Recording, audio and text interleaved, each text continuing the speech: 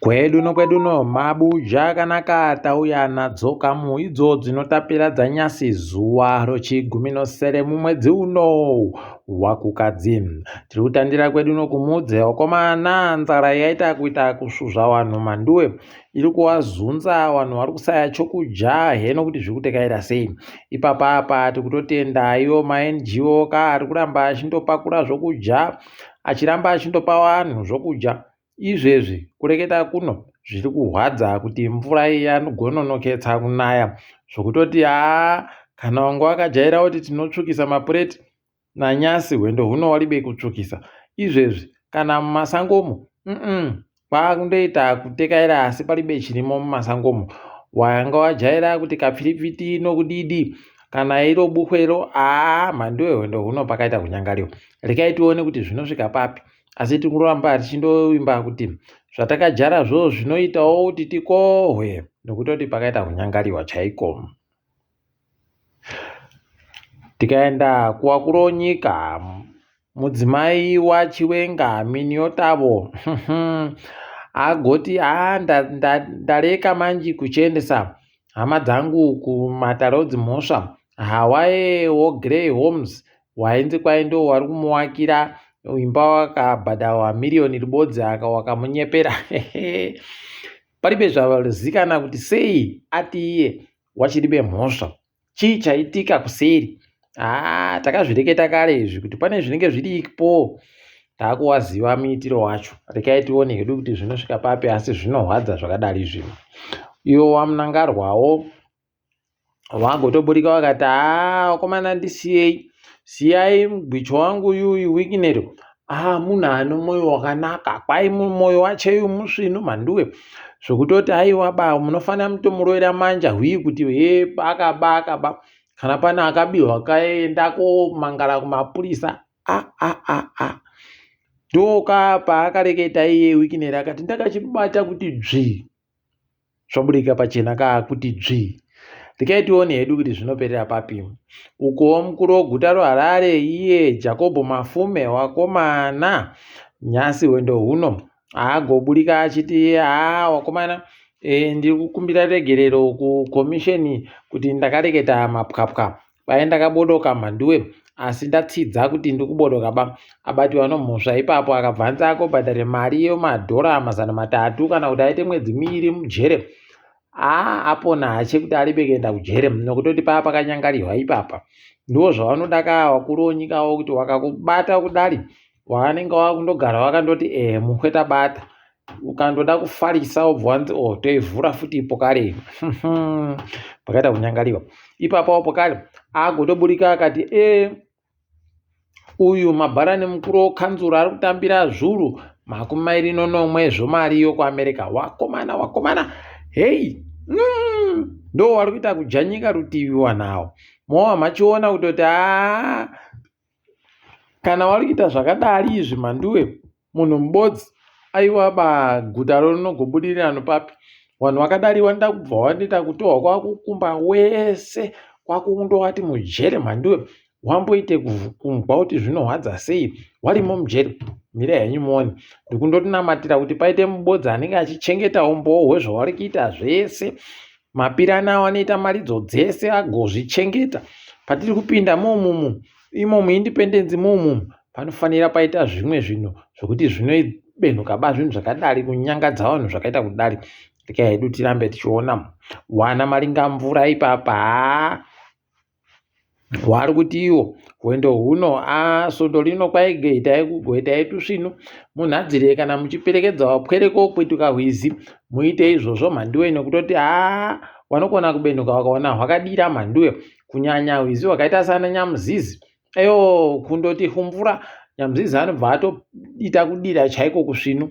Asi kana wari wokunana hunyahunure kuku goitai mutoita tusvinu nokuti wanokukuhwa wakaenda mhanduwe mvura iribe kana kusvika mumabvi mawo moita kungwarira ipapo. Nyika yese iri kunzi inenge ichiita kunaya mvura. Tikuramba tichindotenda yawe nomvura.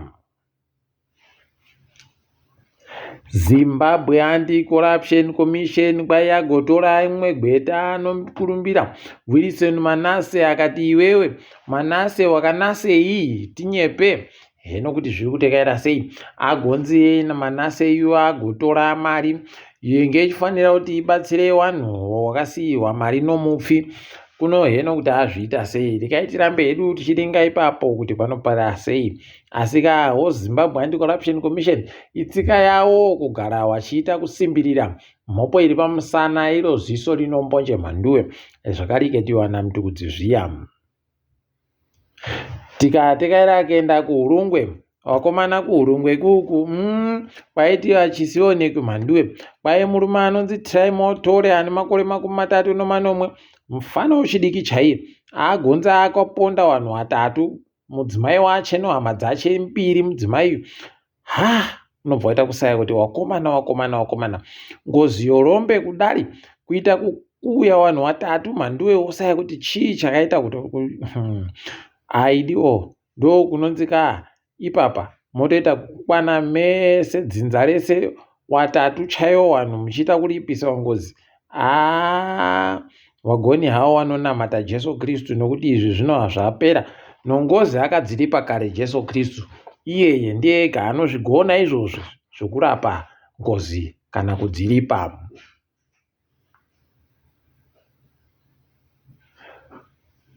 Gurukota ramunangarwa rinoringano dandemutande nozvinoitika zvomuchini wechimanjimanji ICT pachirungu, iye tatenda mavetera mhanduwe. Zvinhu zvaanoita zvinoita kunyadzisa, unoita kusaya kuti kohokona wakomana mwana mudiki akaita kudari anofunga sohwarawa, kufunga sochembere, unobva waita kuzvisaya. Nyasa anga ariko kwai Young Women for ED wari kuti tiri kupanana mbudzi, idzo mbudzi dzosagoendesiwa 2 yekuti kwai mbudzi ibodzi yakatengiwa yakabhadharwa mari nehurumende inopfuura churu chibodzi. Wakomana kwai anga aripo ipapo ari kumirizika zvaaindoita kuhiroseka zviya ndo zvaanga ari kundoita ipapo. Wobva wasaya kuti orerere tinopona ipapa mhanduwe. Madhirama anenge akamupinda mumusoro. Rekai tione kuti zvinopera sei. Ipapa apa pakaita kudari woita kuona kutoti basa rache chairo aiwa aribe kana basa naro, ari kundoita izvozvo 2030 izvozvo. Wobva waita kusaya kuti kohokona wakomana zviita kudandi. Apa iwo ana mudhanwe vanenge wakandoita kumuringa hawo, wachiringa kuti ari kuita sei, ari kukona chere zvaari kuitazvo. Idina yawe zvimwe zvinoda kurutsisiwa kuti munhu afunge zvisvino, hwii kuramba achindoita zvakaita kudandi.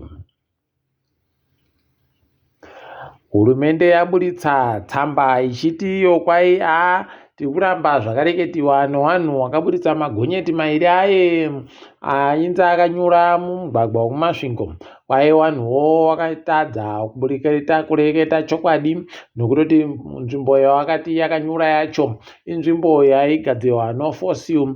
Apo kare kwai inzvimbo yenge iri vanhu vaida kutiza detour nokuti yakunyudza, asi wakabva waenda konyura futi pokare.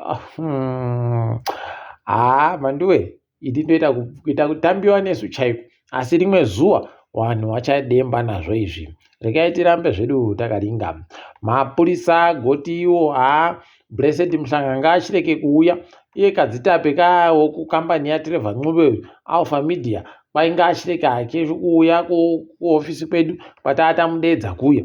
Usai kuti koma mambomudedzerei, itaika zvamamuri kuda zvacho, wabva wanyara pokare kuti wakatanikiwa pachena padande mutande.